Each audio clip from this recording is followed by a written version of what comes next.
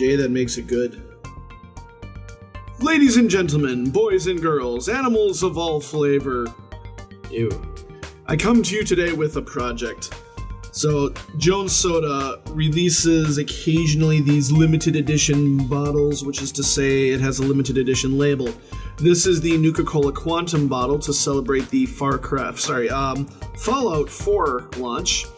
And this happens to be the same flavor and therefore the same color of liquid for another bottle that was released recently. My god, I can't think. Called Funtanium, I believe. And I have been asked to make a display stand for a similar bottle. So that's what we are doing today, is we are designing that. So let me walk you through it with this X-Acto knife with a cap on it. Alright, so right here we have the rough idea I have. I'm going to have a base that the bottle sits in about halfway up to the label. I had him measure his label and me measure my label, and they're a couple millimeters off from each other.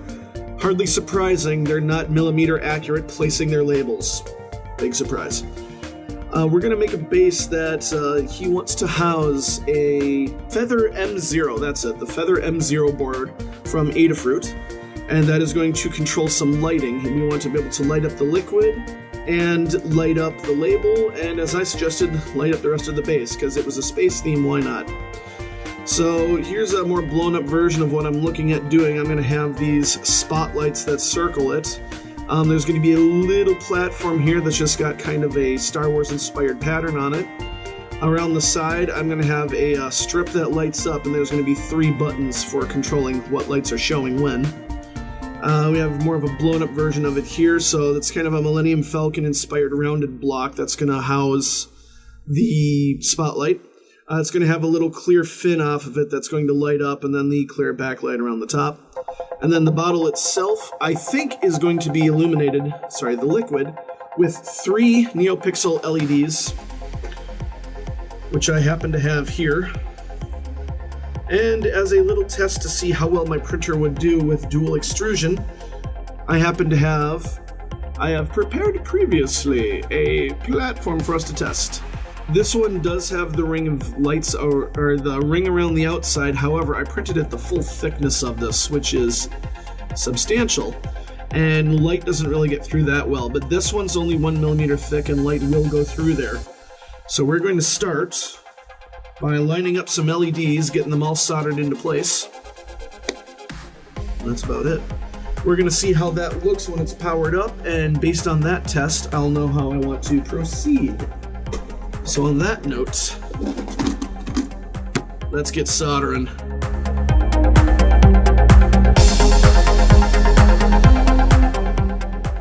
This is standard RGB lighting cable. It's made for RGB LEDs that have a common ground and then one for each color.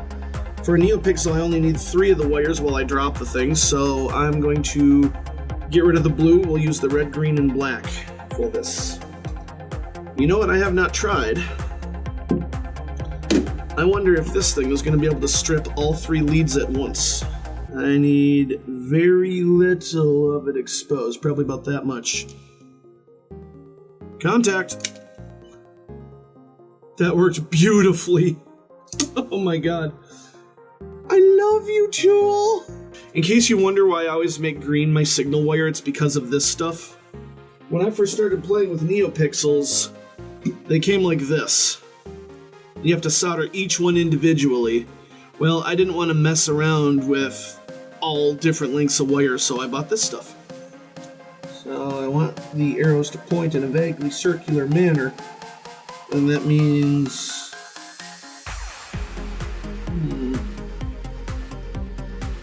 Yeah, let's pull off the blue. So on this side, we have the 5 volt there, and over on this side we need the 5 volt there. I think this wire is just going to have that bend to it, no two ways about it. Well, it does tell me we want about this length.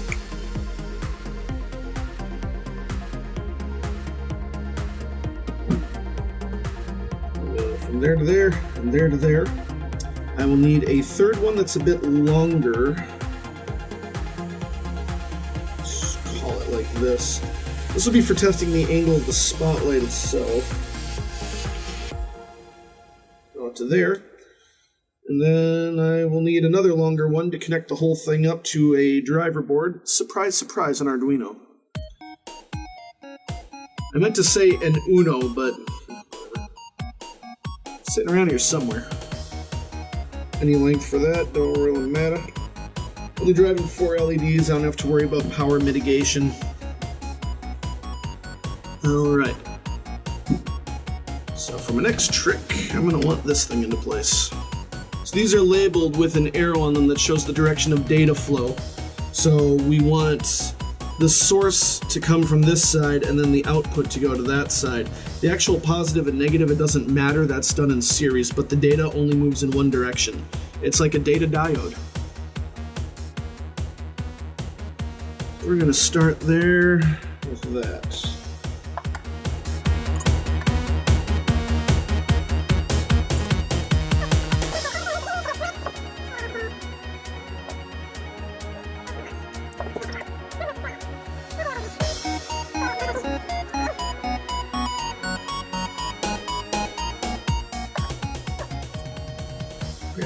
So that you guys can see what's going on here. Alright, let's tin these leads. I'm not going to bother trying to twist the wire as small as the strip is. More trouble than it's worth.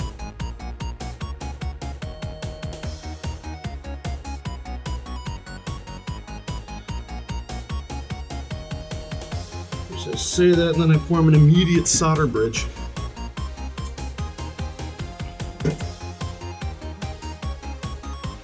Now it's just a matter of getting them to talk to each other.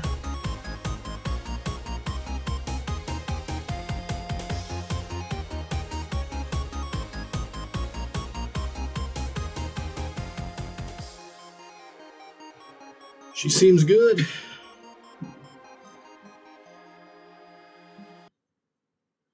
Now we come around to this side and do her all again.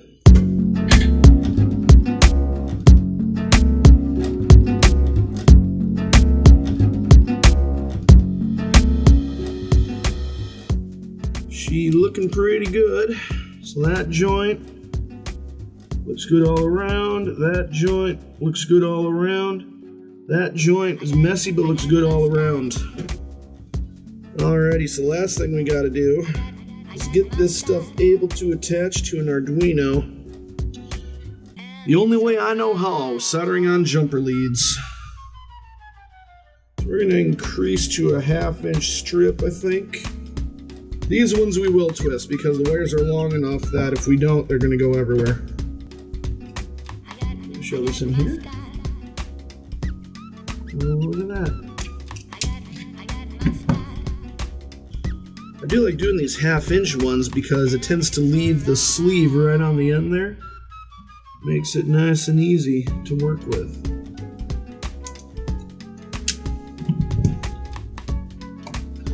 Alright, next step we need our jumper wires.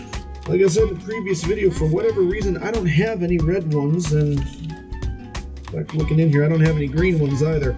So we're going to use orange, blue, and black. I'm not actually going to need the magnifier for this one, I can see what I'm doing here. So obviously we're going to do black to black. Just solder that right quick there.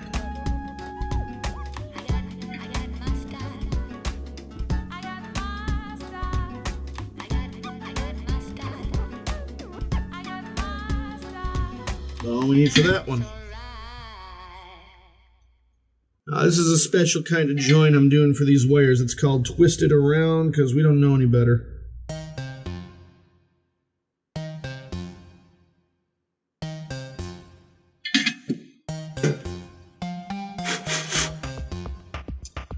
And that should do her. Of course, going to wrap that in our discount, not actually electrician's tape.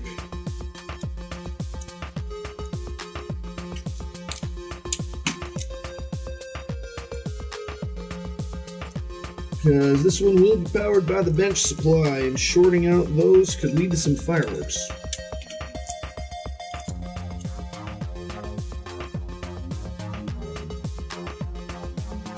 And about now is the time. I look down and I see an LED sitting here. And I look over and I see no LED sitting here. One more.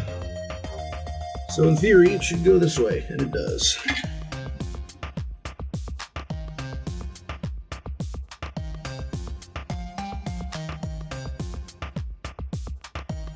Wow, these wires are sliding all over on me.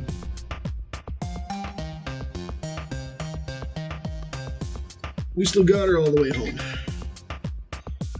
The final join. It's the final solder.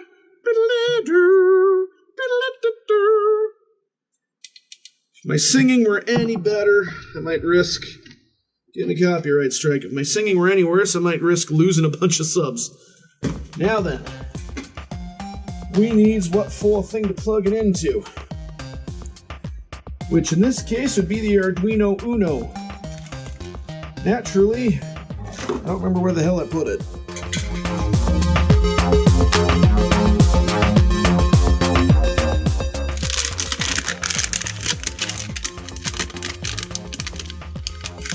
Uno. The Arduino Uno is great for us in this case because it's got the headers on it. We can just plug right into where we need to go. And come to think of it, I don't even need to power this one off the bench supply. The USB supply should be more than enough for. But before we do that, let's get these things roughed into place. You know, I could really use some better adhesive for this. I don't have any better adhesive, so Scotch tape. Which is not going to adhere well to the not even remotely smooth print surface. However, the holes are recessed, so they'll hold the lights in roughly the right spot for me.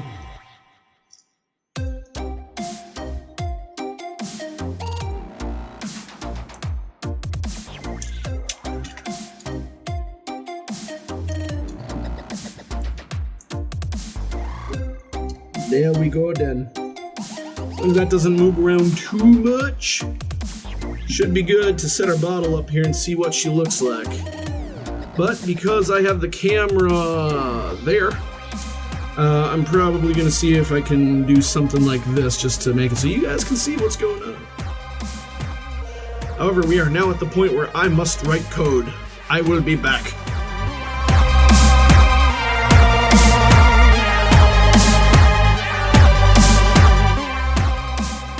Alright, for the next trick I had to locate the poster tack, which I did.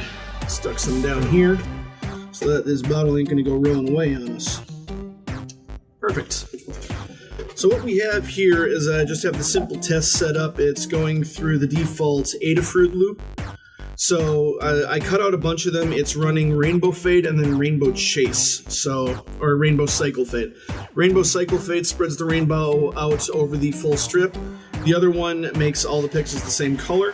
And then I added in just a flat white 1 second between them. Roughly 1 second seems to be a little fast. So we're going to start out by holding this thing up to here.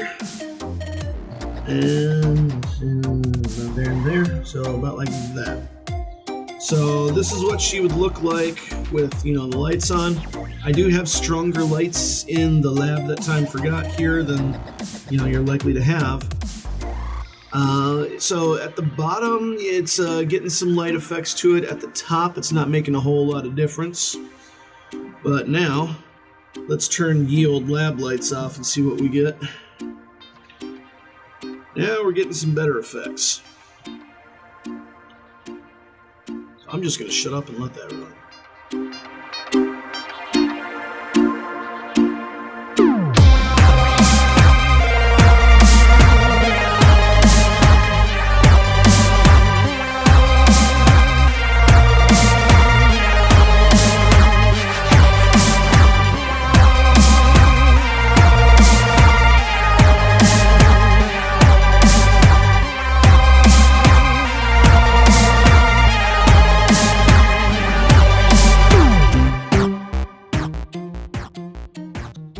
keep pushing the thing away from me. That's about what we're looking at for this arrangement of LEDs. This arrangement, if I measured correctly, has them halfway between the center and the outside radius of the bottle. So should get pretty uniform light out of that, and I would say we are at that. Light really does taper out towards the top, so this material that's in between here, I might go ahead and make that thinner. And as for our spotlight, the spotlight does seem to have an effect on it. Originally I was going to have a bunch of spotlights. I don't know if I need so many. It might still look cool though, especially if you want to do a color chase going around it or something. So yeah, if I cover this up and we just use the spotlight on her, that does have some cool effects on the label there, depending on what part of the cycle we're at. Makes some parts jump out and other parts fade away. I kind of like that. So that's where we're at with that. Now, lights back on here. Next step is going to be to keep going with the design, I think. This layout of lights does seem to work alright to me, enough to the point that we can move on. Like I said, I'm going to make my diffusion here a little bit thinner the way it is right now. And I don't know how easy it is to see, but the square really does show through. Like, it's almost the entire square lighting up. So it does nicely diffuse the light. Now if I go ahead and stick this one down here, you'll see I can get some light out of it, but not very much. It's like if I don't have it pressed right up against it, you don't see anything. This is a lot thicker than this is. So I think we're going to make both of these a bit thinner. I want to try test printing some of those veins, see how much I can get light to go through those. That's about where we'll be at. We'll see ya next time.